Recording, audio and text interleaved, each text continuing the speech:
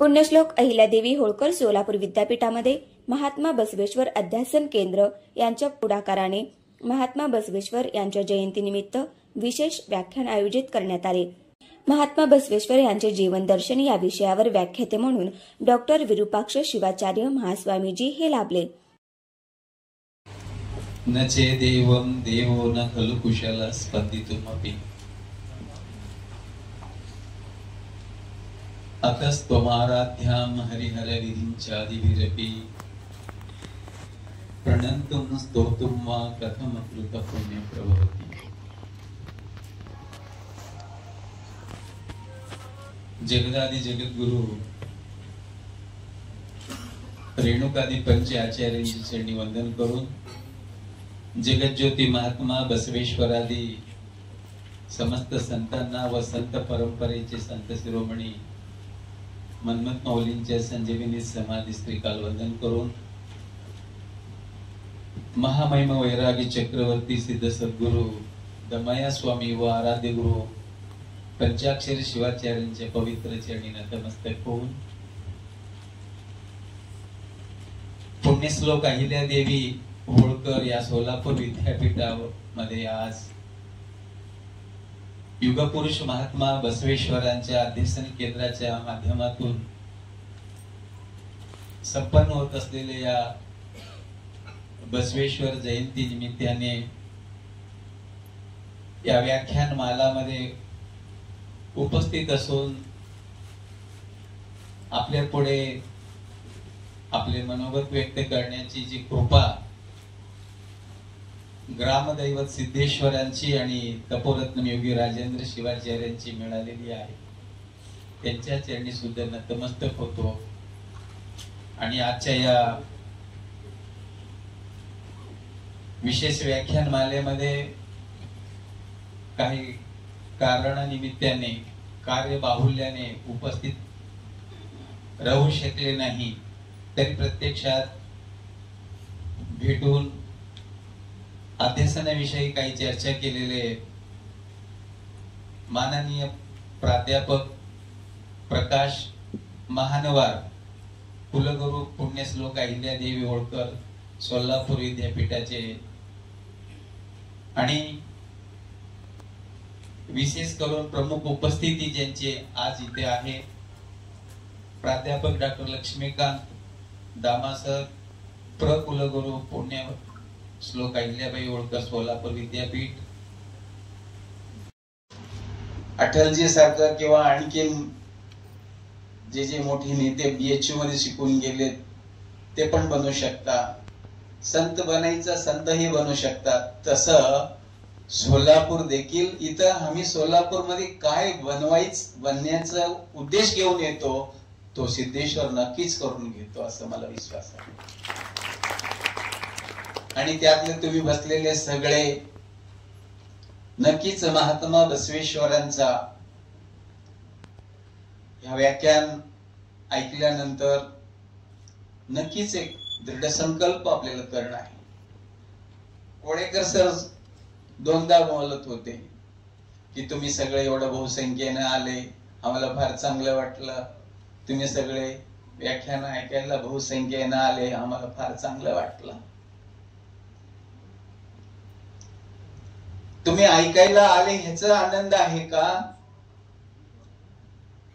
ऐकून घेतल्यानंतर आपल्या दैनंदिन जीवनामध्ये बसवेश्वरांचे जे आदर्श आहे ते कुठेतरी आपल्या दैनंदिन जीवनामध्ये आणण्याची नितांत आज काळाची गरज आहे। न केवळ महात्मा बसवेश्वर या भारत देशाला उत्कृष्ट उत्तुंग शिखराकडे नेण्यासाठी जे संत, ते वारकरी संत असू शकतात, शैव संत असू शकतात, कुठल्याही संतांची जे शिकवण आहे, संतांची जी आपण जयंती साजरा करतो, केवळ एकत्र येऊन त्यांचे विचार ऐकून जाण्यापुरतं नसून शेवटचा श्वास पर्यंत संतांचे विचार जेव्हा आमचे जीवनाशी निगडीत असतो ना, खऱ्या अर्थानं तो महात्म्यांची जयंती होऊ शकते। आणि म्हणून सांगितलं कर्तव्यमेव कर्तव्यम प्राणै कंठगतैरपि अकर्तव्यम न कर्तव्यम प्राणही कंटकतैर. इथं बरेचसे विद्यार्थी आहोत, शिक्षक आहोत. जीवनामध्ये संतांची, कुणी संत असो, त्यांचे विचार ऐकल्यानंतर जे आपण ठरवायचं आहे, मला काय करायचं आहे, आपण ठरवलेलं आहोत, आपल्या जीवनाचा उद्देश काय आहे. आणि जगज्योती महात्मा बसवेश्वरांनी आपल्या 8व्या वर्षी त्यांनी संकल्प केला. जेव्हा त्यांना मुंज करायचं होतं, मुंज बंधनासाठी सगळे वैदिक मंडळ त्यांना बोलवलं की मुंज, ते म्हणे की मुंज मग मला करता, त्यांची एक बहीण होती, मग तिला पण मुंजी का करत नाही. तर ते म्हणे आपल्यात असं नाही आहे. ज्या धर्मामध्ये स्त्री आणि पुरुषाला समानत्व नाही आहे तो मला मान्य नाही. म्हणून तिथून जे क्रांती करण्यासाठी निघालेलं महात्मा बसवण्णांनी कुडल संगमामध्ये आले. त्यांनी लहानपणामध्ये जे जे त्यांना दिसलं, विरोधाभास जाणवलं, ते सगळे पूर्ण करण्यासाठी एवढं मोठं वचन मध्ये त्यांना सगळेच उल्लेख केला. आणि त्यांनी ठरवलं स्त्री पुरुष समानता. धर्म म्हणजे सगळ्यांना समान आहे. स्त्रीला एक पुरुषाला एक असं मुळीच नाहीये. आणि म्हणून कर्तव्यमेव कर्तव्यम प्राणही कंटकतैर. पुढे जाऊन काय काय केले ते सगळ्या गोष्टी आहेत, मी सांगणारच आहे. कंटापर्यंत जरी प्राण आला तरी सुद्धा मला जे करायचं मी ठरवतो. बसवण्ण म्हणाले की मी ते करणारच, आणि त्यांनी करूनही दाखवलं. आणि तुम्हा आम्हाला सुद्धा त्याच दिशेनं जीवनामध्ये अग्रसर होणं आहे. त्याच दिशेनं समाजामध्ये बंधुत्व व्हावं, समानता निर्माण करायचं आहे, राष्ट्र उन्नतीच्या दिशेने घेऊन जायचं आहे. किती विषमता जो आहे आपल्या डोळ्यासमोर पदोपदी दिसतात, पण आम्ही तिथं झुकतोय, नतमस्तक होतोय. माझं काम होतं ना, मग मला काय करायचं. जे काही क्रांती केलं, जे काही सुधारणा केलं, तुम्हाला वाटतं का ते पूर्णतः नष्ट झालाय. तसं जर स्त्री पुरुष समानता जर झाली असेल तर आज कोर्टामध्ये 25 ते 35 वयोगटातल्या कितीतरी मुलं मुली डिवोर्स साठी ऍप्लिकेशन गेलेच नसते. करत असताना कंठापर्यंत प्राण आलं तरी सुद्धा ते आपण केलंच पाहिजे. असं म्हणून जगातील पहिली लोकशाहीचे संसद स्थापन केलं. त्या संसदेमध्ये सर्व जाती जमाती स्त्री पुरुष सर्वांना समान अधिकार दिलं. आणि म्हणून त्यांना बसवेश्वरांना संसदेचं आद्य जनक असंही आपण मानतोय. आणि बरेच लोक सुद्धा त्याला मान्यता पण देतात. ते समता नायक होते, थोर समाज सुधारक होते. एक एक विशेषणाच्या पाठीमागे एक एक मोठी त्यांच्या जीवनातलं निगडीत असलेले घटना आहे, संदर्भ आहे. बसवण्णांनी केवळ सांगितलं नाही, आपल्या प्राण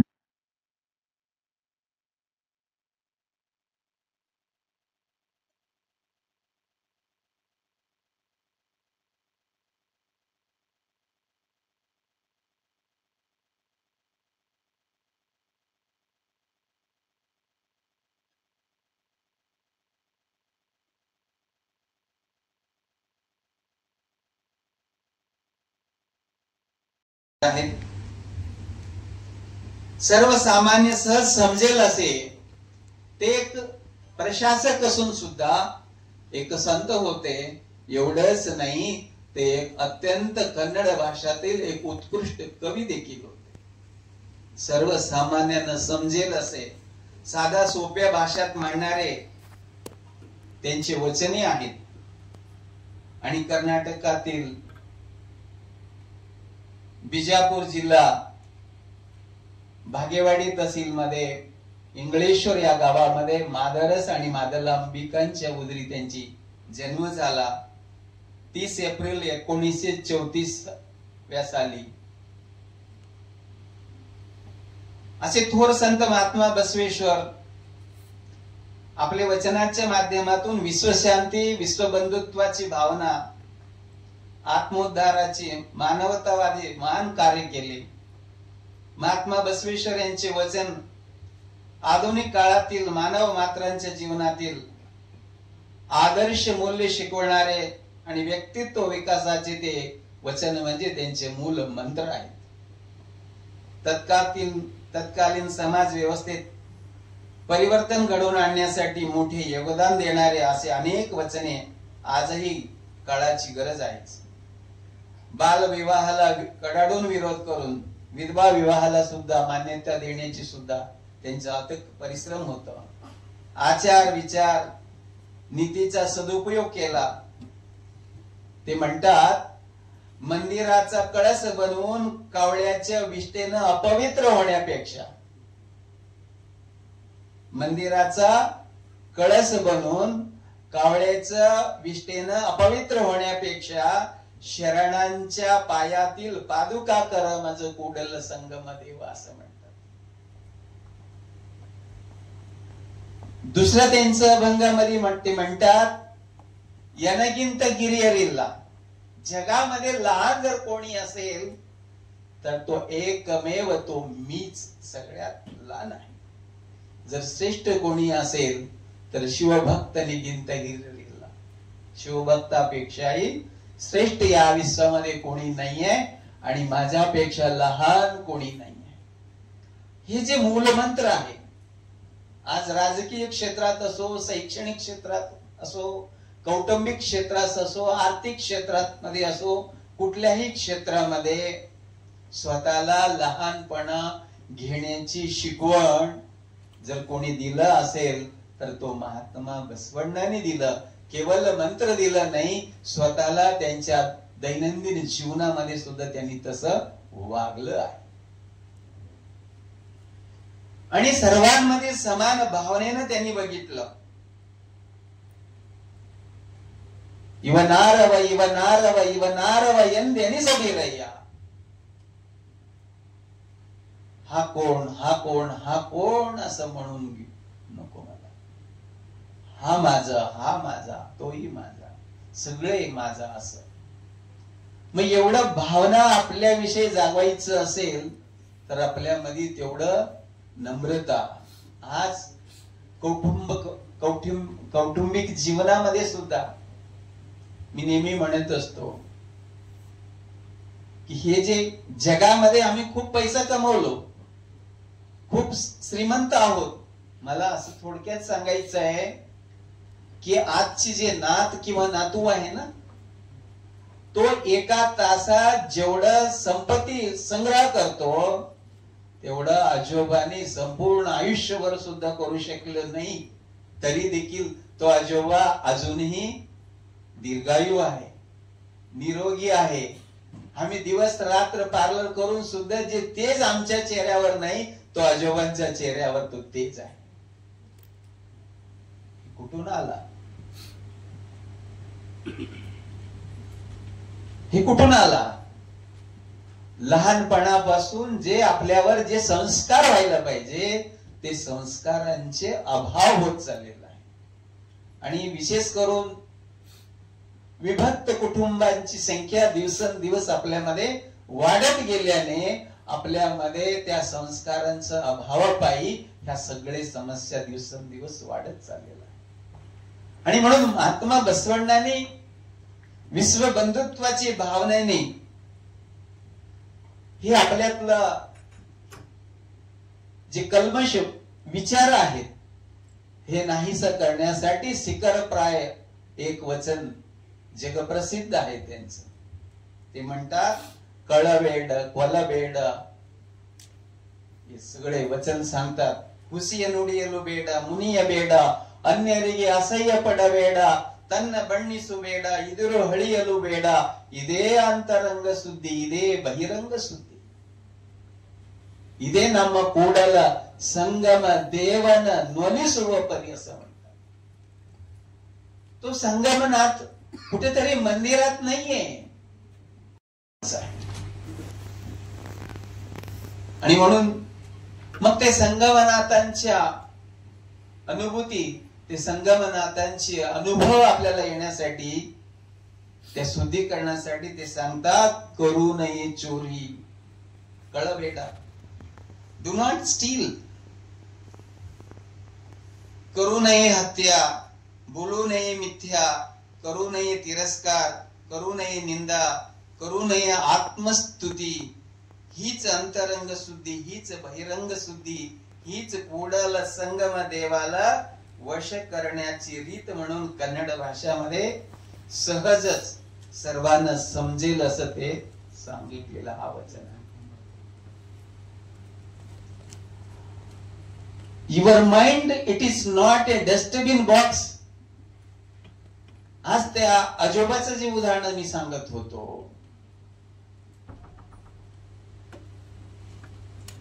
तो आजोबा जे दिसेल ते कचरा कधी भरत नव्हते. आज आपल्याला wanted unwanted things, wanted things पेक्षा अनवॉन्टेड जे थिंग्स आहेत ना, त्याचेच कचरा पेटी गच्च भरलेला आहे. जसं मोबाईल हँग होत नाही, मोबाईल पेक्षा कितीतरी वेळ आपला माइंड हँग होत चाललेला आहे. ह्याला अपडेट करण्यासाठी, ह्याला सॉफ्टवेअर मारण्यासाठी असं थोर संतांची जयंतीच्या निमित्तानेच आम्ही अपडेट होतो. आणि केवळ उपस्थित राहून गेल्याने अपडेट होणार नाही, आपल्याला प्रक्रिया करावं लागतं.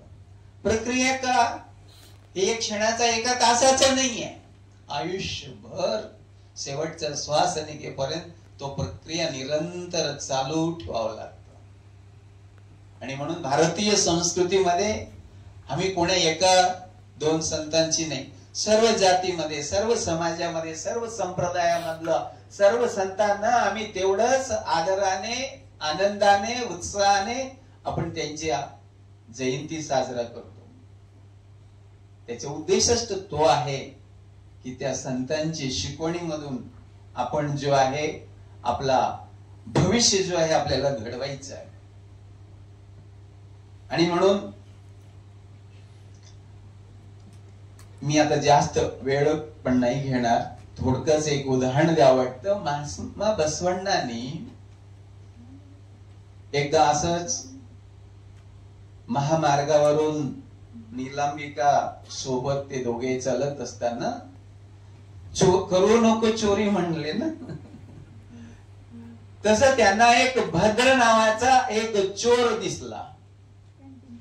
बसवण्णाला भद्र नावाचा चोर दिसला म्हणायचं, किंवा चोराला बसवण्णा दिला. भद्र नावाचा चोर सपत्नीक जो आहे तो नीलांबिकाला आणि बसवेश्वराला बघितलं. आणि भगिनी नेमकं त्यांचे लक्ष कुठे असतं, महिलांच्या कानात काय आहे, गळ्यात काय आहे, नाकात काय आहे, हातात काय आहे, काय ते पिवळं पिवळं, तिकडेच लक्ष जातं. तसं भद्र नावाच्या चोरांच्या पत्नीचं लक्ष सुद्धा, नीलांबिका रूपवती होती, गुणवान होती, तिच्या कानाकडे गेलं. कानामध्ये मोतीचा एवढं सुंदर जो आहे कर्णाभरण बघितलं. आणि महिला ते बघितल्यानंतर गप्प बसतात का? महादेवाला सांगितलं तिनं, म्हणे अहो बघा काय ते किती सुंदर दिसते, कानातले बघा ते किती सुंदर दिसते. मग म्हणे मला ते आभरण पाहिजे. तो म्हणला आता कसं शक्य आहे, आणून दे ना. ते नको मला सांगू, तुमचं कामच काय आहे, तुम्हाला अशक्य काहीच नाही आहे. म्हणलं ठीक आहे प्रयत्न करतो. नाही आणून दिलं तरी प्रयत्न करतो म्हटलं तर संध्याकाळच्या वेळचं जेवण भेटतं, होतच नाही म्हटलं तर उपाशीच. तुम्ही जास्त असतात का ते मला कळत नाही. मग दुसऱ्या दिवशी गेला, प्रयत्न विफल झाला. शेवटी एक दिवस उपासे पाडलीच तिनं त्या भद्राला. मग प्रयत्न करून एक दिवस तिथं हडपद आपण होतं राजवाड्यामध्ये. तिथं भवी लोकांना प्रवेश नव्हतं. भवी म्हणजे ज्याच्या गळामध्ये इष्टलिंग नाहीये. तो बसवेश्वराला सुद्धा इष्टलिंगाच्या प्रती केवढी आदर भावना होती. मग त्यांनी आता मध्ये राजवाड्यात जर जायचं म्हटलं तर हडपद आपण गेट मध्येच आधार कार्ड नसलं तर एंट्री भेटत नाही. मग यांनी फर्जी आधार कार्ड केला. मग जाताच एक दगड घेतला, एवढा गोटक घेतला आणि लगेच एक वस्त्रामध्ये बांधून मग गेट मध्ये चालला गेला.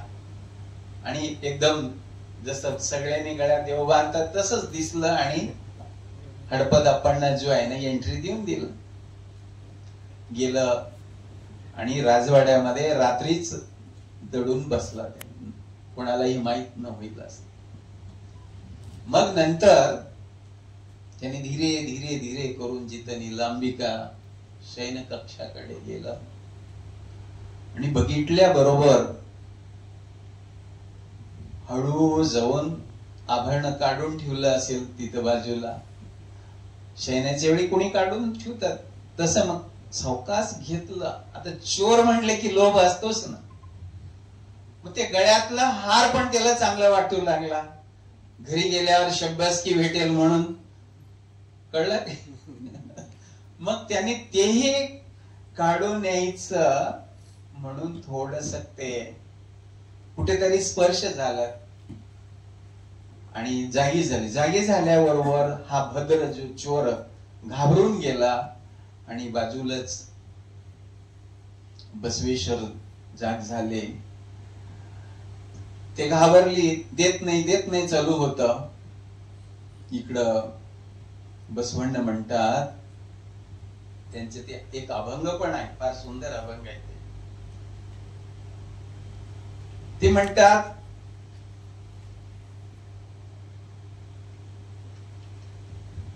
निलांबिकेला म्हणतात साक्षात कोडल संगम आलेला आहे इथं आणि त्यांना नाही दिलं तर कुठल्या भवीला देतील का.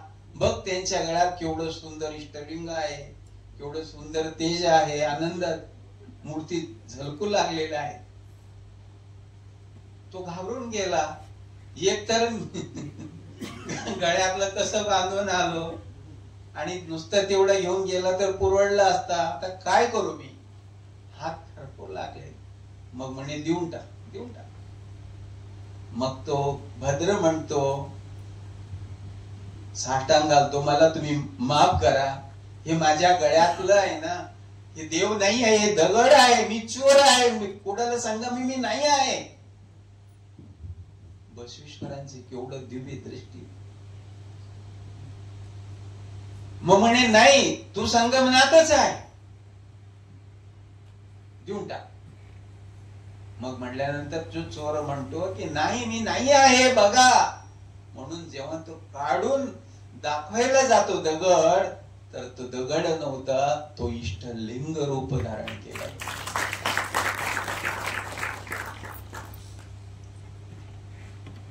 मग तिथून तो चोर म्हणून आजीवन राहिला का हो त्यांनी. पुढे काही काही घटना घडले, काय काय आहेत त्याविषयी सांगायचं म्हणजे प्रत्येक व्यक्तीमध्ये सुद्धा तो बसवेश्वर जो आहे ना कोडल संगमनाला वाहत होते. ते चोर जरी असला तर 12व्या शतकातलं जे बसवेश्वरांनी सांगितलं तीच गोष्ट 16व्या शतकामध्ये संत शिरोमणी मन्मथ माऊली देखील सांगतात. जे जे दिसे दृष्टी पुढे अवघे शिवरूप गाडे. तुझ्या डोळ्यात एकच दिसत असलेले श्रीमंत आहे, गरीब आहे, पापी आहे, पुण्यवान आहे, चोर आहे, धार्मिक आहे, जे कोण असेल त्या सगळ्यांमध्ये आहे ना शिवरूपाने तू पहा असं. न केवळ शैव संप्रदायातलं शरणाने संतांनी सांगितलं असतं नाही, वैष्णव संप्रदायामध्ये असलेले थोर ज्ञानेश्वर माऊली सुद्धा हेच सांगितले. अवघ विश्वच माझे घर, संपूर्ण विश्व जो है ना ये मेरा परिवार है, ये मेरा घर है. तो परिवार में रहने वाले हर एक आदमी जो है अपना ही होता है ना. कहां वो संतों की विचार और कहां अब हम. जिस परिवार में हम रहते हैं तो परिवार के सदस्य को हम जहां अपना मानने के लिए तैयार नहीं है. पत्नी पतीला आपला मानत नाही, पती पतीला आपलं मानत नाही. आता तुम्हाला स्पष्ट बोललं तर तुम्हाला राग येत. मानत नाही म्हणजे सगळे तसे आहेत का? नाही आहे. पण संख्या दिवसेंदिवस वाढू लागलेलं आहे हे प्रत्येकाने आम्ही अंगीकार करतो. आज आपल्या जवळ पैसा भरपूर झाले, पदप्रतिष्ठा भरपूर झाले, but we are unable to maintain our relationship. तुम्ही म्हणाल तुम्ही महाराज आहे याच्यावर का? Relationship in the sense not only the in between the husband and wife. बाप आणि मुलामधलं जे संबंध आहे, आई आणि मुलीमधलं जे संबंध आहे, जे दिवसेंदिवस मानसिक जो रुग्णांची संख्या दिवसेंदिवस वाढायला कारण काय आहे? संत शिकवणीपासून, संतांच्या विचारांपासून आम्ही कोसो दूर चाललो गेलोय. आणि असं दूर जाणारा आज मानवाला महात्मा बसवेश्वरांची दृष्टी ठीक आहे. Man is a statue of mistake. माणूस हा चुकीचा पुतळा आहे. जगामध्ये कोण नाहीये, कोण चुकत नाहीये. आणि जो जास्तीत जास्त चूक करतोय ना तोच थोर संत महात्मा होऊ शकतो. आणि म्हणून आयुष्यभर चुकच करणारा तो कधी संत महात्मा होत नाही. नाहीतर म्हणसाल ना चूक करणारच महात्मा होतो म्हणून, आज नाही तर उद्या होणार आहे म्हणून शेवटचा श्वास निघेपर्यंत चुकच करत गेलं तर आपण संत महात्मा होणार आहे का? साधा माणूस म्हणून सुद्धा आम्ही समाजामध्ये ओळखू शकणार नाही. आणि म्हणून भव्य आणि दिव्य कार्य जो आहे बसवेश्वरांनी स्त्री पुरुषाची समानता विषयी सुद्धा त्यांनी खूप कार्य केले. हरळय्या म्हणजे चांभार समाजाची मुलीची, मधुवर्ष नावाचा ब्राह्मण समाजाची मुलाची त्यांनी विवाह पण केलं. एका ठिकाणी महात्मा बसवेश्वर 12व्या काळात होते. सर्वज्ञांचा अलीकडे 14-15व्या शतकामध्ये झालेले सर्वज्ञ सुद्धा ज्ञानेश्वर माऊली सारखं खूप सुंदर सांगतात. हे जातीपता जे आहे, आणि मराठीत तर बरेच लोक म्हणतात जे जात नाही ते जात, असं सांगणाऱ्यांची संख्या काही कमी नाही आपल्यामध्ये. जातीहीन न मने ज्योतिताही नवे, जाती विजाती न वेडा, देव नोली दातने जात सर्वज्ञ. बसवेश्वरांनी कधीही जातीविषयी कधीही भेदभाव कधीच केलं नाही. सगळ्यांना एक संघ जो आहे करण्याचे प्रयत्न केला. तो खालच्या जातीचा आहे, वरच्या जातीचा आहे म्हणून आपल्या घरात असलेले जे दिवा आहे ते प्रकाश जास्त कमी देते का हो असं विचारतात. दिवा एखाद्या वेळेस जास्त कमी देऊ शकेल, पण 100 वोल्टचं बल्ब आणि 0 वोल्टचं बल्ब, 100 वोल्टचं बल्ब खालच्या जातीतल्या घरात लावल्यावर तो प्रकाश 0 देईल का? नाही. आणि हे मोठ्या जातीतलं आहे म्हणून तिथं 0 लाईट लावल्यावर 100 वोल्टचं प्रकाश देईल का? नाही. जाती विजाती न वेडा, देव नोली दातने जाता. ज्याच्यावर संतांची, देवांची, ईश्वराची कृपा झालेली आहे ना तोच खरा जातीवंत आहे. बाकीचे सगळे जे आहे ना एकच जातीचे, भवी जातीचे. आज आज आपल्या सर्वांच्या जीवनामध्ये जे काही दुःख आहे, जे काही संघर्ष आहे, जे काही विषमता आहे, हे जातीनच पेटलेली आहे. आणि म्हणून महात्मा बसवेश्वरांनी जर जन्माला आले नसते तर आज जे दिसते ना संघर्ष, ह्याच्या हजारो करोडो पटीनं वाढलं असतं. म्हणजे मला हे नाही म्हणायचं आहे, तुम्हाला पण हे कबूल नाहीये, पूर्णतः आहे ना हे जातीवाद मिटलंय असं मुळीच नाहीये. आज सामाजिक समरसता म्हणून बरेचसे आम्ही ओवापोवा करतोय, पण सगळे मिटल्यानंतर पुन्हा जे करायचं तेच वागतोय. अशानं जातीयता निर्मूलन होईल का? आणि म्हणून प्रत्यक्षात महात्मा बसवेश्वरांनी त्या लावण्यवतीला, ब्राह्मण कन्याला आणि शीलवंत जो चांभार कुळातला ना विवाह केला. प्रत्यक्षात त्यांनी केलं. आणि भगवंताची कृपा, ईश्वराची कृपा ज्याच्यावर होईल तो सर्वांमध्ये समान भावनानेच बघेल. तिथं जातीच्या वरून खाली, आता विशेष करून ज्या जातीच्या सुधारणा करण्यासाठी महात्मा बसवेश्वरांनी प्रवेश करून हे सगळे छाटणी केलं, तरी सुद्धा आजही वीरशैव लिंगायतांमध्ये लिंगायत माळी, लिंगायत बोराड, लिंगायत तेली, लिंगायत कितीतरी जाती आहे. मला तरी असं वाटतं इतर सगळ्या कुठल्या जातीमध्ये एवढं बोट जाती नसेल तितकं बोट जाती लिंगायत मध्ये आहे की नाही आहे. म्हणून हे राहिलं कारण काय आहे त्याने बसवण्णांनी एका अभंगामध्ये सांगतात, मी जास्त वेळ घेणार नाही. ते म्हणतात, नीरू कंडल्ली मुळुगुवरय्या. ही जाती पूर्णतः संपलं का नाहीये?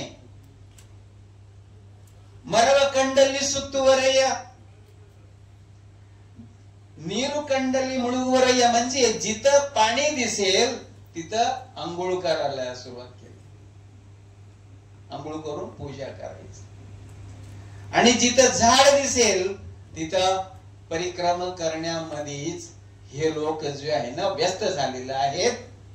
बत्तू व जलावा वणगू व मरावा. सुकणाऱ्या त्या नदीतलं, त्या विहिरीतलं पाणीवर भरोसा करणार आणि सुकणारा त्या झाडावर विश्वास ठेवणारा. बत्तू व जलावा वणगू व मरावा मेಚ್ಚಿದವರು ನಿಮ್ಮ ನೆತ್ತವಲ್ಲರಯ್ಯ ಕೂಡಲ संगम देवा. केवढं सुंदर. त्या सुकणारं पाणी, हे सुकणाऱ्या झाडावर विश्वास ठेवणारा लोक, हे कुडल संगम देवा, ते तुला कधी ओळखणार? तू कुठं आहे, कसा आहे, तुला कधी ओळखणार म्हणते. एका काळामध्ये आज पर्यावरण विषयी सुद्धा महात्मा बसवेश्वरांनी ह्याच्यावर बोलण्यासारखं खूप काही आहे याच्यामध्ये. आज तुम्ही सगळे पाणी पाणी म्हणून त्राही करतो की नाही करत? आज कोरोना काळामध्ये लाखो करोडो लोक ऑक्सिजनचं उपलब्ध न झाल्याने शरीर सोडले. पण बसवेश्वरांना सांगण्याप्रमाणे खऱ्या अर्थानं आम्ही त्या पाणीवर तरी तेवढं निष्ठावान आहोत का? मला 1 बादली आंघोळीला पाणी लागतं तर मी 4 बादली ओतून घेणार असं मला नाही वाटत की 3 बादली जे आहे ना मी व्यक्त खर्च करतोय म्हणून. आज जिथे दिसेल तिथे लाकूड तोड होऊ लागले की नाही होऊ लागले? झाड बघून आम्ही परिक्रमा करू लागलो का? नाहीये. आमची विश्वास एका ठिकाणी कालिदास तर आपले मंगलाचरण श्लोकामध्ये खूप सुंदर सांगतात, परशिवस्य अष्टतनु. तो कुडल संगम देव, तो परमात्मा कुठं आहे? तर कालिदास म्हणतात, तुम्हाला आम्हाला हात पाय डोळे कान जसा 8 अवयव आहे ना, तसं परमात्म्याचे 8 अवयव सांगितलेले आहे कालिदासांनी. ते कोणते? पृथ्वी, आप, तेज, वायू, आकाश, सूर्य आणि चंद्र. आणि प्रत्येकांच्या अंतःकरणामध्ये केवळ मनुष्य मात्र नाहीये, पशु पक्षी क्रिमी कीट पतंगांमध्ये सुद्धा, जड चेतनामध्ये सुद्धा तो परमात्मा, तो कुडल संगम देव आहे ना, तो व्याप्त आहे. मग ती दृष्टी जेव्हा आमच्यात निर्माण होईल तेव्हा आम्ही एकमेकांचा हेवा देवा करेल का? तो खालच्या जातीतला, मी वरच्या जातीतला आहे, पण आम्ही इथंच अडकलो आहे. दिसेल तिथं पाणी, करा आंघोळ, वता देवावर पाणी, लावा भस्म, आणि तीर्थ घ्या, प्रसाद घ्या, जप करा, तप करा, त्याच्यातच. आणि म्हणून पुढे जाऊन महात्मा बसवण्णाने ते सांगितलं, वेदवनोदिदरेनो ಶಾಸ್ತ್ರವ ಕೇಳಿದರೇನಯ್ಯ, ಜಪವ ಮಾಡಿದರೇನು, ತಪವ ಮಾಡಿದರೇನು, ಏನು ಮಾಡಿದರೇನು, ನಮ್ಮ ಕೂಡಲ ಸಂಗಯ್ಯನ ಮನ ಮುಟ್ಟದನ್ನಕ್ಕ. याचा अर्थ ते म्हणतात, वेदवन ओदिदरेनु, जे वेद वाचून काय लाभ आहे, शास्त्र ऐकून काय लाभ आहे, जप करून काय लाभ आहे, आणि तप करून काय लाभ आहे, काय करून काय लाभ आहे. जोपर्यंत तू जे काही करतोय ना त्याचा स्पर्श आहे ना, तो कुडल संगयाला स्पर्श व्हायला पाहिजे, तो स्पर्श व्हायला पाहिजे. ह्याचा अर्थ तू वेद वाचू नको, जप करू नको, तप करू नको, शास्त्र श्रवण करू नको असं बसवेश्वरांनी कुठेच म्हटलेलं नाहीये, पण आम्ही त्याच्या चुकीचा अर्थ लावतो. स्वतः त्यांनी 8 वर्षाच्या पूर्वी वेदाध्ययन करून आणि त्याने जे ज्ञानाचा भंडार जे वचन साहित्याच्या माध्यमातून उभा केला ना, ते वेद आगम उपनिषदांना अभ्यास करायला आपल्या जवळ वेळ नाही आहे, म्हणून त्याचं अपडेट व्हर्जन.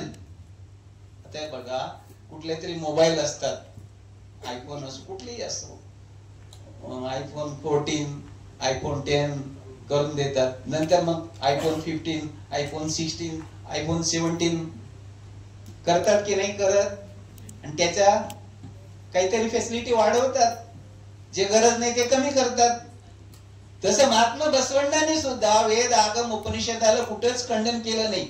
आज 101 वचन आहेत, ज्या प्रत्येक बसवण्णांच्या वचनामध्ये संस्कृतचे श्लोक उपलब्ध असतात, स्वतंत्र ग्रंथ आहे त्याचा.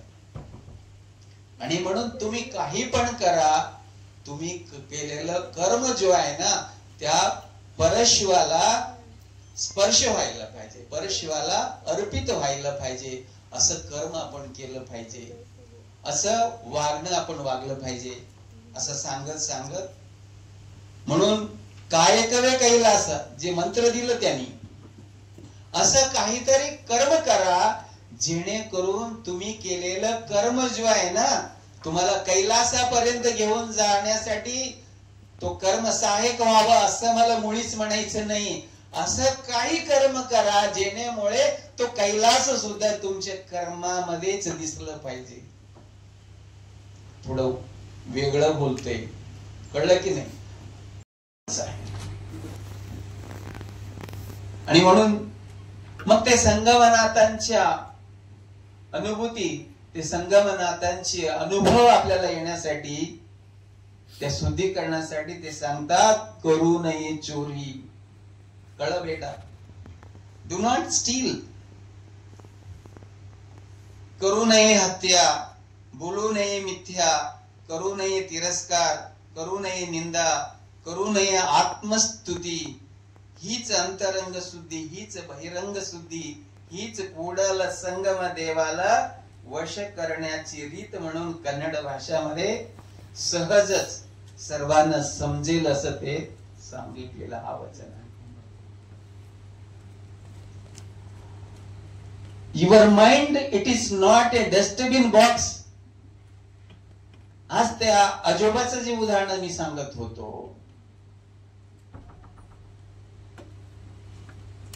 तो आजोबा जे दिसेल ते कचरा कधी भरत नव्हते. आज आपल्याला wanted unwanted things, wanted things पेक्षा अनवॉन्टेड जे थिंग्स आहेत ना, त्याचेच कचरा पेटी गच्च भरलेला आहे.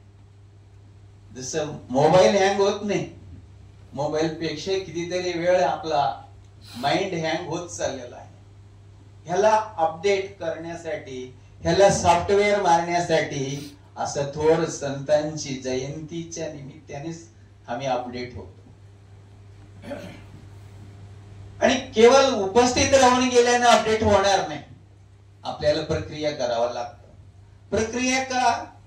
हे एक क्षणाचा एका तासाचा नाहीये, आयुष्यभर शेवटचा श्वास निघेपर्यंत तो प्रक्रिया निरंतर चालू ठेवावं लागतं.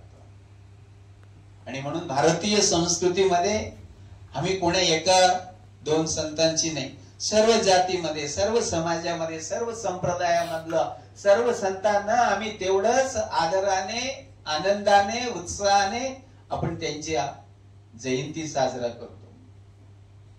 त्याचा उद्देशच तो आहे की त्या संतांची शिकवणीमधून आपण जो आहे आपला भविष्य जो आहे आपल्याला घडवायचं आहे.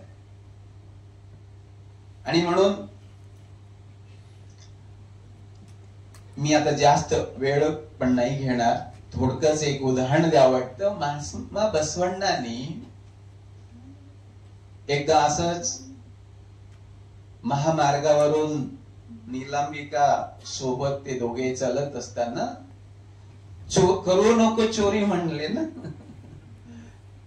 तसं त्यांना एक भद्र नावाचा एक चोर दिसला. बसवण्णाला भद्र नावाचा चोर दिसला म्हणायचं किंवा चोराला बसवण्णा दिला. भद्र नावाचा चोर सपत्नीक जो आहे तो नीलांबिकाला आणि बसवेश्वराला बघितलं. आणि भगिनी नेमकं त्यांचं लक्ष कुठे असतं, महिलांच्या कानात काय आहे, गळ्यात काय आहे, नाकात काय आहे, हातात काय आहे, काय ते पिवळं पिवळं तिकडेच लक्ष जातं. तसं भद्र नावाच्या चोरांच्या पत्नीचं लक्ष सुद्धा, नीलांबिका रूपवती होती, गुणवान होती, तिच्या कानाकडे गेलं. कानामध्ये मोतीचं एवढं सुंदर जो आहे ना कर्णाभरण बघितलं. आणि महिला ते बघितल्यानंतर गप्प बसतात का? महादेवाला सांगितलं तिनं, म्हणे अहो बघा काय ते किती सुंदर दिसते, कानातले बघा ते किती सुंदर दिसते. मग म्हणे मला ते आभरण पाहिजे. तो म्हणला आता कसं शक्य आहे, आणून दे ना. ते नको मला सांगू, तुमचं कामच काय, तुम्हाला अशक्य काहीच नाही आहे. म्हणलं ठीक आहे प्रयत्न करतो. नाही आणून दिलं तरी प्रयत्न करतो म्हटलं तर संध्याकाळच्या वेळचं जेवण भेटतं, होतच नाही म्हटलं तर उपाशीच. तुम्ही जास्त हसतात का ते मला कळत नाही. मग दुसऱ्या दिवशी गेला, प्रयत्न विफल झाला. शेवटी एक दिवस उपासे पाडलीच तिनं त्या भद्राला. मग प्रयत्न करून एक दिवस तिथं हडपद आपण होतं राजवाड्यामध्ये. तिथं भवी लोकांना प्रवेश नव्हतं. भवी म्हणजे ज्याच्या गळामध्ये इष्टलिंग नाहीये. तो बसवेश्वराला सुद्धा इष्टलिंगाच्या प्रती केवढी आदर भावना होता. मग त्यांनी आता मध्ये राजवाड्यात जर जायचं म्हटलं तर हडपद आपण गेट मध्येच आधार कार्ड नसलं तर एंट्री भेटत नाही. मग यांनी फर्जी आधार कार्ड केला. मग जाता जाताच एक दगड घेतला, एवढा गोटा घेतला आणि लगेच एक वस्त्रामध्ये बांधून मग गेट मध्ये चालला गेला. आणि एकदम जसं सगळ्यांनी गळ्यात देव बांधतात तसंच दिसलं. आणि हडपद आपण जो आहे ना एंट्री देऊन दिलं. गेलं आणि राजवाड्यामध्ये रात्रीच दडून बसला, कोणालाही माहित न होईल असं. मग नंतर त्यांनी धीरे धीरे धीरे करून जिथं नीलांबिका शयन कक्षाकडे गेलं आणि बघितल्या बरोबर हळू जाऊन आभरण काढून ठेवलं असेल तिथं बाजूला. शयनाच्या वेळी कोणी काढून ठेवतात तसं मग सावकाश घेतलं. आता चोर म्हणले की लोभ असतोच ना. मग ते गळ्यातला हार पण त्याला चांगला वाटू लागला. घरी गेल्यावर शब्बासकी भेटेल म्हणून, कळलं. मग त्याने तेही काढून न्यायचं म्हणून थोडस ते कुठेतरी स्पर्श झाला आणि जागी झाली. जागी झाल्याबरोबर हा भद्र जो चोर घाबरून गेला आणि बाजूलाच बसवेश्वर जाग झाले. ते घाबरली, देत नाही चालू होत. इकडं बसवण्ण म्हणतात, त्यांचे ते एक अभंग पण आहे, फार सुंदर अभंग आहे ते म्हणतात,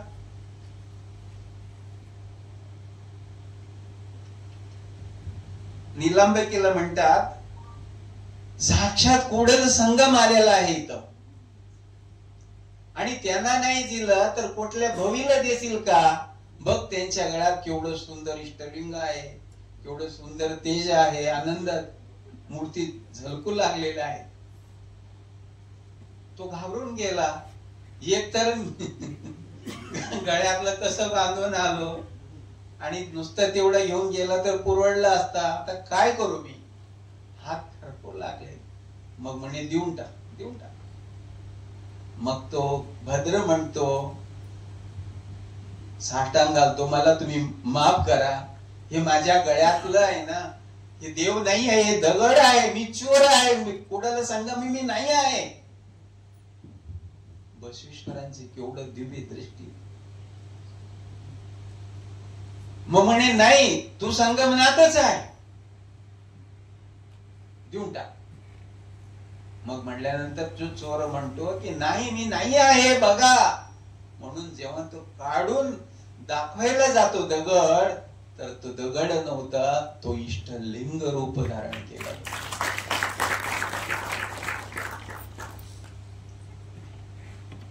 मग तिथून तो चोर म्हणून आजीवन राहिला का हो त्यांनी? पुढे काही काही घटना घडले, काय काय आहेत त्याविषयी सांगायचं म्हणजे प्रत्येक व्यक्तीमध्ये सुद्धा तो बसवेश्वर जो आहे ना, कोडल संगमनाला वाहत होते. ते चोर जरी असला तरी 12व्या शतकातलं जे बसवेश्वरांनी सांगितलं तीच गोष्ट 16व्या शतकामध्ये संत शिरोमणी मन्मथ मौली देखील सांगतात. जे जे दिसे दृष्टी पुढे अवघे शिवरूप गाडे. तुझ्या डोळ्या देखत दिसत असलेले श्रीमंत आहे, गरीब आहे, पापी आहे, पुण्यवान आहे, चोर आहे, धार्मिक आहे, जे कोण असेल त्या सगळ्यांमध्ये आहे ना शिवरूपाने तू पाहास. न केवळ शैव संप्रदायातलं शरणाने संतांनी सांगितलं असं नाही, वैष्णव संप्रदायामध्ये असलेले थोर ज्ञानेश्वर माऊली सुद्धा हेच सांगितले. अवघ विश्वच माझे घर. संपूर्ण विश्व जो है ना, ये मेरा परिवार है, मेरा घर है. तो परिवार में रहने वाले हर एक आदमी जो है अपना ही होता है ना. कहां वो संतों की विचार और कहां अब हम. जिस परिवार में हम रहते हैं तो परिवार के सदस्य को हम जहां अपना मानने के लिए तैयार नहीं है. पत्नी पतीला आपला मानत नाही, पती पतीला आपलं मानत नाही. आता तुम्हाला स्पष्ट बोललं तर तुम्हाला राग येतो. मानत नाही म्हणजे सगळे तसे आहेत का? नाही आहे. पण संख्या दिवसेंदिवस वाढू लागलेलं आहे, हे प्रत्येकाने आम्ही अंगीकार करतो.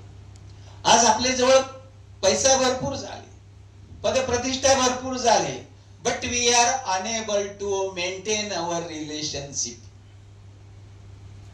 तुम्ही म्हणाल तुम्ही महाराज आहे याच्यावर का? Relationship in the sense not only the in between the husband and wife.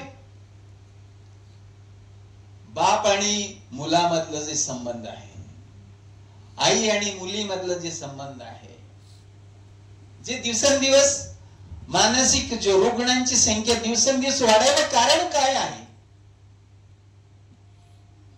संत शिकवणीपासून, संतांच्या विचारांपासून आम्ही कोसो दूर चाललो गेलोय. आणि असं दूर जाणारा आज मानवाला महात्मा बसवेश्वरांची दृष्टी ठीक आहे. Man is a statue of mistake. माणूस हा चुकीचा पुतळा आहे. जगामध्ये कोण नाहीये, कोण चुकत नाहीये. आणि जो जास्तीत जास्त चूक करतोय ना तोच थोर संत महात्मा होऊ शकतो. आणि म्हणून आयुष्यभर चुकच करणारा तो कधी संत महात्मा होत नाही. नाहीतर म्हणसाल ना चूक करणारच महात्मा होतो म्हणून आज नाही तर उद्या होणार आहे म्हणून शेवटचा श्वास निघेपर्यंत चुकच करत गेलं तर आपण संत महात्मा होणार आहे का? साधा माणूस म्हणून सुद्धा आम्ही समाजामध्ये ओळखू शकणार नाही. आणि म्हणून भव्य आणि दिव्य कार्य जो आहे बसवेश्वरांनी स्त्री पुरुषाची समानता विषयी सुद्धा त्यांनी खूप कार्य केले. हरळय्या म्हणजे चांभार समाजाची मुलीची मधुवर्ष नावाचा ब्राह्मण समाजाची मुलाची त्यांनी विवाह पण केलं.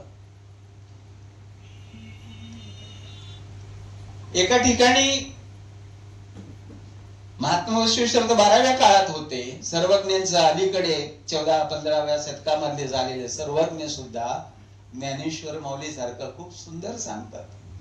हे जातीपता जे आहे आणि मराठीत तर बरेच लोक म्हणतात जे जात नाही ते जात असं सांगणाऱ्यांची संख्या काही कमी नाही आपल्यामध्ये. जातहीन न मने ज्योतिताही नवे जाती विजाती न वेडा देव नोली दातने जात सर्वज्ञ. असं बसवेश्वरांनी कधीही जातीविषयी कधीही भेदभाव कधीच केलं नाही.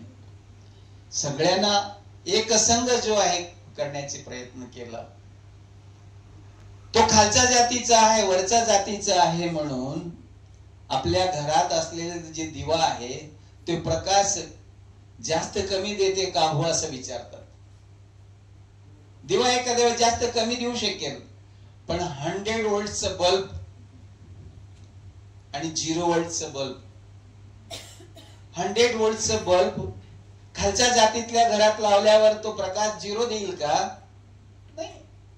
आणि हे मोठ्या जातीतलं आहे म्हणून तिथं 0 लाईट लावल्यावर 100 वोल्टचा प्रकाश देईल का? नाही. जाती विजाती न बेडा देव नोली दातने जाता. ज्याच्यावर संतांची देवांची ईश्वराची कृपा झालेली आहे ना तोच खरा जातीवंत आहे. बाकीचे सगळे जे आहे ना एकच जातीचे भवी जातीचे. आज आपल्या सर्वांच्या जीवनामध्ये जे काय दुःख आहे जे काय संघर्ष आहे जे काय विषमता आहे हे जातीनच पेटलेली आहे. आणि म्हणून महात्मा बसवेश्वरांनी जर जन्माला आले नसते तर आज जे दिसते ना संघर्ष ह्याच्या हजारो करोडो पटीनं वाढलं असत. म्हणजे मला हे नाही म्हणायचं आहे तुम्हाला पण हे कबूल नाहीये पूर्णतः आहे ना हे जातीवाद मिटलंय असं मुळीच नाहीये. आज सामाजिक समरसता म्हणून बरेचसे आम्ही ओवापोवा करतोय पण सगळे मिटल्यानंतर पुन्हा जे करायचं तेच वागतोय. अशानं जातीयता निर्मूलन होईल का? आणि म्हणून प्रत्यक्षात महात्मा बसवेश्वरांनी त्या लावण्यवतीला ब्राह्मण कन्याला आणि शीलवंत जो चांभार कुळातला ना विवाह केला. प्रत्यक्षात त्यांनी केलं. आणि भगवंताची कृपा ईश्वराची कृपा ज्याच्यावर होईल तो सर्वांमध्ये समान भावनानेच बघेल. तिथं जातीच्या वरून खाली आता विशेष करून ज्या जातीच्या सुधारणा करण्यासाठी महात्मा बसवेश्वरांनी प्रवेश करून हे सगळे छाटणी केलं तरी सुद्धा आजही वीरशैव लिंगायतांमध्ये लिंगायत माळी लिंगायत बोराड लिंगायत तेली लिंगायत कितीतरी जाती आहेत. मला तरी असं वाटतं इतर सगळ्या कुठल्या जातीमध्ये एवढं पोट जाती नसेल तितकं पोट जाती लिंगायत मध्ये आहे की नाही आहे. म्हणून हे राहिलं कारण काय आहे त्याने बसवण्णांनी एका अभंगामध्ये सांगतात, मी जास्त वेळ घेणार नाही. ते म्हणतात, नीरू कंडल्ली मुळुगुवरय्या. ही जाती पूर्णतः संपलं का नाहीये? मरव कंडल्ली सुत्तुवरय्या. नीरू कंडल्ली मुळुगुवरय्या म्हणजे जिथं पाणी दिसेल तिथं अंघोळ करायला सुरुवात केली, अंघोळ करून पूजा करायची. आणि जिथं झाड दिसेल तिथं परिक्रमा करण्यामध्येच हे लोक जे आहे ना व्यस्त झालेले आहेत. बत्तू व जलावा वणगू व मरावा. सुकणाऱ्या त्या नदीतलं त्या विहिरीतलं पाणीवर भरोसा करणार आणि सुकणारा त्या झाडावर विश्वास ठेवणारा. बत्तू व जलावा वणगू व मरावा ಮೆಚ್ಚಿದವರು ನಿಮ್ಮ ನೆತ್ತವಲ್ಲರಯ್ಯ ಕೂಡಲ ಸಂಗಮ देवा. केवढं सुंदर. हे सुकणारं पाणी, हे सुकणाऱ्या झाडावर विश्वास ठेवणारा लोक, हे कुडल संगम देवा, ते तुला कधी ओळखणार? तू कुठं आहे, कसा आहे, तुला कधी ओळखणार म्हणते. एका काळामध्ये आज पर्यावरण विषयी सुद्धा महात्मा बसवेश्वरनी त्याच्यावर बोलण्यासारखं खूप काही आहे याच्यामध्ये. आज तुम्ही सगळे पाणी पाणी म्हणून त्राही त्राही करतो की नाही करत? आज कोरोना काळामध्ये लाखो करोडो लोक ऑक्सिजनचं उपलब्ध न झाल्याने शरीर सोडले. पण बसवेश्वरांना सांगण्याप्रमाणे खऱ्या अर्थानं आम्ही त्या पाणीवर तरी तेवढं निष्ठावान आहोत का? मला 1 बादली आंघोळीला पाणी लागतं तर मी 4 बादली उठून घेणार असं मला नाही वाटत की 3 बादली जे आहे ना मी व्यर्थ खर्च करतोय म्हणून. आज जिथं दिसेल तिथं लाकूड तोड होऊ लागले की नाही होऊ लागले? झाड बघून आम्ही परिक्रमा करू लागलो का? नाहीये ना. आमची विश्वास एका ठिकाणी कालिदास तर आपले मंगलाचरण श्लोकामध्ये खूप सुंदर सांगतात, परशिवस्य अष्टतनु. तो कुडल संगमदेव, तो परमात्मा कुठं आहे? तर कालिदास म्हणतात, तुम्हाला आम्हाला हात पाय डोळे कान जसा 8 अवयव आहे ना, तसं परमात्म्याचे 8 अवयव सांगितलेले आहेत कालिदासांनी. ते कोणते? पृथ्वी, आप, तेज, वायू, आकाश, सूर्य आणि चंद्र. आणि प्रत्येकांच्या अंतःकरणामध्ये केवळ मनुष्य मात्र नाहीये, पशु पक्षी क्रिमी कीट पतंगांमध्ये सुद्धा, जड चेतनामध्ये सुद्धा तो परमात्मा, तो कुडल संगम देव आहे ना, तो व्याप्त आहे. मग ती दृष्टी जेव्हा आमच्यात निर्माण होईल तेव्हा आम्ही एकमेकांचा हेवादेवा करेल का? तो खालच्या जातीतला, मी वरच्या जातीतला आहे, पण आम्ही इथंच अडकलो आहे. दिसेल तिथं पाणी, करा आंघोळ, वता देवावर पाणी, लावा भस्म, आणि तीर्थ घ्या, प्रसाद घ्या, जप करा, तप करा, त्याच्यातच. आणि म्हणून पुढे जाऊन महात्मा बसवण्णांनी ते सांगितलं, वेदवनोदिदरेनो ಶಾಸ್ತ್ರವ ಕೇಳಿದರೇನಯ್ಯ, ಜಪವ ಮಾಡಿದರೇನು, ತಪವ ಮಾಡಿದರೇನು, ಏನು ಮಾಡಿದರೇನು, ನಮ್ಮ ಕೂಡಲ ಸಂಗಯ್ಯನ ಮನ ಮುಟ್ಟದನ್ನಕ್ಕ. याचा अर्थ ते म्हणतात, वेदवन ओदिदरेनु, जे वेद वाचून काय लाभ आहे,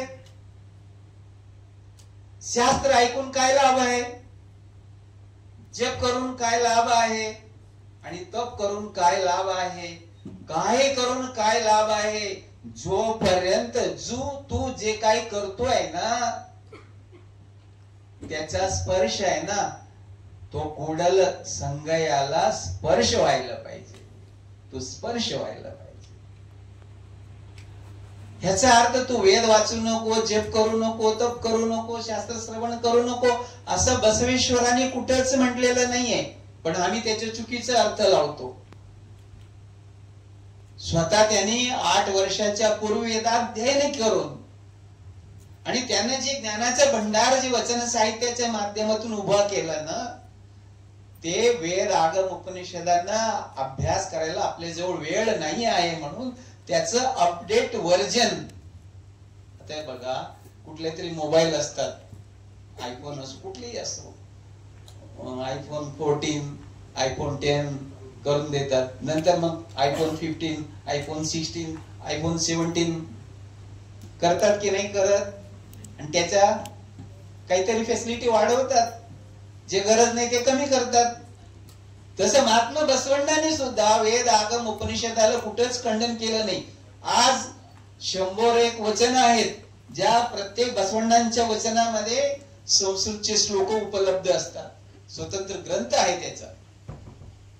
आणि म्हणून तुम्ही काही पण करा, तुम्ही केलेलं कर्म जो आहे ना, त्या परशिवाला स्पर्श व्हायला पाहिजे, परशिवाला अर्पित व्हायला पाहिजे. असं कर्म आपण केलं पाहिजे, असं वागणं आपण वागलं पाहिजे, असं सांगत म्हणून कायकवे कैलास जे मंत्र दिलं त्यांनी, असं काहीतरी कर्म करा जेणेकरून तुम्ही केलेलं कर्म जो आहे ना, तुम्हाला कैलासापर्यंत घेऊन जाण्यासाठी तो कर्म सहाय्यक व्हावा असं मला मुळीच म्हणायचं नाही.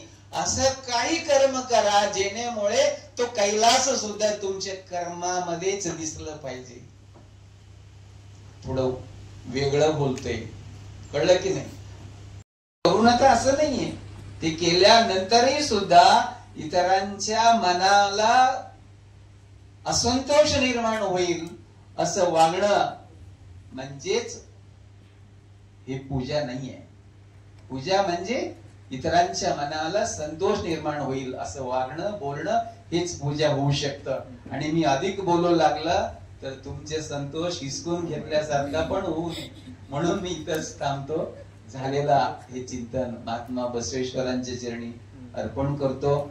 आणि कोळेकर सरांनी जे काही अध्यासनाविषयी बोललेत आणि आज अध्यासन जे सक्रिय ऍक्टिव्ह मध्ये ठेवण्यामध्ये आमचे धरणे सर, उपस्थित सगळे अध्यासन केंद्राचे सन्माननीय मार्गदर्शक मंडळ तर आहेच, पण प्रभाकर सरांचा हा मोलाचा योगदान आहे.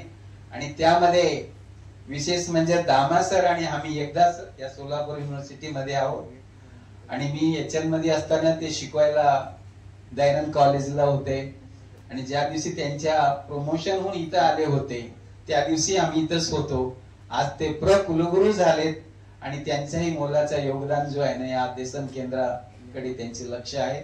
आणि येणाऱ्या काळामध्ये हा अध्यासन केंद्र नक्कीच एका ठीक आहे सुरुवात शनी होऊ लागलेले आहेत, पण कुलपती महोदयांचा सुद्धा सर्वात जास्त मोलाचा लक्ष इथं असल्यामुळे नक्कीच या अध्यासन केंद्र जो आहे एक सशक्त काळाची गरज असं अपडेटेड अध्यासन केंद्र करण्यामध्ये कोळेकर सरांचं आणि आपल्या सर्वांचं योगदान आहे. आणि आमचं सुद्धा सेवा हा निरंतर आपल्या सोबत राहणार आहे एवढं सांगून मी माझ्या वाणीला पुढे राहतो.